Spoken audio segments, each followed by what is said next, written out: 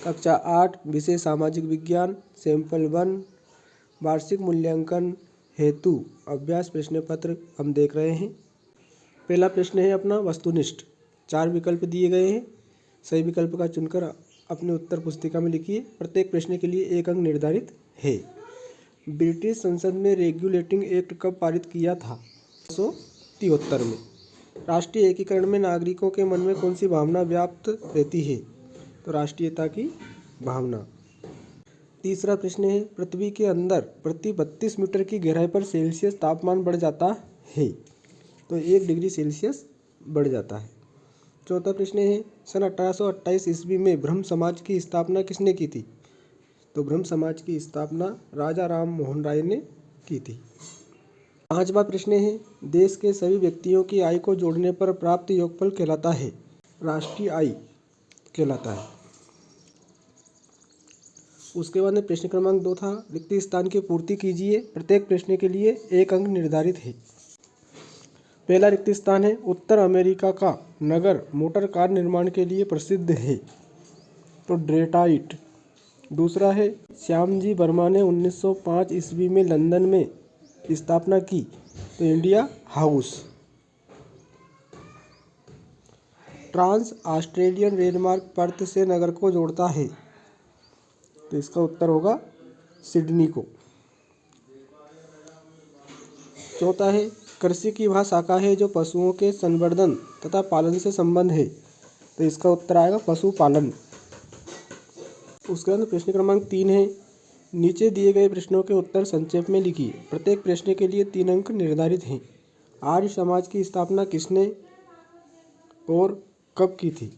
तो इसका उत्तर होगा आर्य समाज की स्थापना स्वामी दयानंद सरस्वती ने सन 1875 ईस्वी में की थी। दूसरा प्रश्न है क्यूबा को शक्कर का घर क्यों कहा जाता है? विपुल उत्पादन और अधिक मात्रा में शक्कर की प्राप्ति के कारण क्यूबा को शक्कर का घर कहा जाता है। तीसरा प्रश्न है भारत में साइमन कमीशन के विरुद्ध असंतोष का क्या कारण थे? लिखिए। तो भारत में साइमन कमीशन के विरुद्ध असंतोष के निम्न कारण थे। पहला, किसी भी भारतीय को कमीशन का सदस्य नहीं बनाया गया था। दूसरा, भारत में स्वशासन संबंधित निर्णय विदेशियों द्वारा लिया जाना था। चौथा प्रश्न है सुरक्षा परिषद के अस्थायी सदस्यों का निर्वाचन किसके द्वारा किया जाता है? ये सदस्य कितने वर्षों के लिए निर्वाचित होते हैं?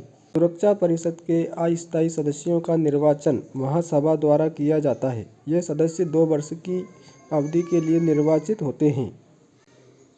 अगला प्रश्न है जेकारू किन्हें कहते हैं? तो ऑस्ट्रेलिया में भेड़ पालन केंद्र पर कार्य करने वाले मजदूरों को जेकारू कहते हैं। प्रश्न क्रमांक 6 है मानचित्र में मैदान और पहाड़ों को किन किन रंगों द्वारा दर्शाया जाता है?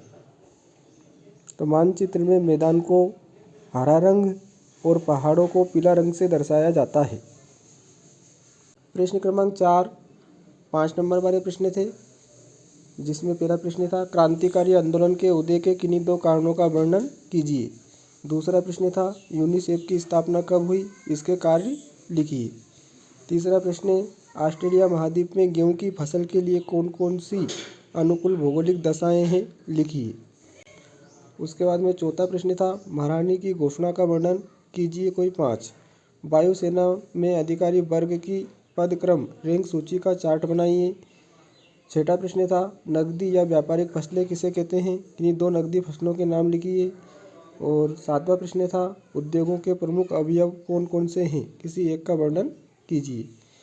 उसके बाद में प्रश्न क्रमांक 5 आप देख सकते हैं 7 अंक वाले प्रश्न हैं स्वराज दल का गठन किसने किया? इसके 5 प्रमुख उद्देश्य लिखिए। अथवा भारतीय राष्ट्रीय कांग्रेस की स्थापना कब हुई? इसकी आरंभिक मांगें क्या क्या थी? दूसरा प्रश्न था पंचशील समझौता किन 2 देशों के मध्य हुआ था? पंचशील के 5 नियम लिखिए। अथवा भारत की विदेश नीति के प्रमुख लक्ष्य लिखिए कोई 7। तीसरा प्रश्न वी आकार की नदी घाटी को समोच्च रेखाओं द्वारा दर्शाइए। अथवा पठार को समोच्च रेखाओं द्वारा दर्शाइए। चौथा प्रश्न आपका मानचित्र से संबंधित था। ऑस्ट्रेलिया महाद्वीप के रेखा मानचित्र में निम्नलिखित को दर्शाइए। उसके बाद में अथवा वाला भी मानचित्र से संबंधित था।